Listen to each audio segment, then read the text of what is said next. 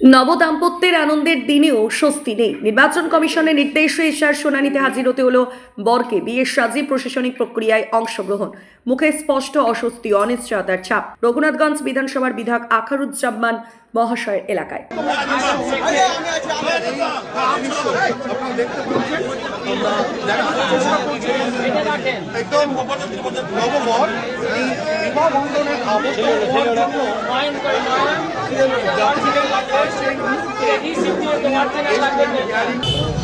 আমি যখন বেরোচ্ছি দেখছি গাড়িতে বসে আছে আতঙ্কে। ও মানে ভাবছে যে আমি লাইন পাবো কি পাবো না, আমি বিয়ে করতে যেতে সময় পাবো কি পাবো না।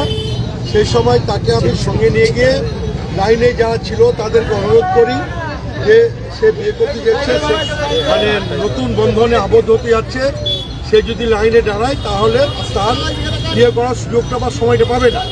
তো লাইনে যারা ছিল যে সমস্ত ভোটাররা তাদেরকে অনুরোধ করে তাকে লাইন ব্রেকডাউন করে আধিকারিকদের বলে প্রথমেই তাকে তার ফর্ম জমা দিয়ে সে যাতে মানে নতুনভাবে বিয়ে করতে পারে, নব দাম্পত্য যাতে শুভ হয়, তার বিবাহ বন্ধনে আবদ্ধ হতে পারে তার সুযোগ করে দিলাম।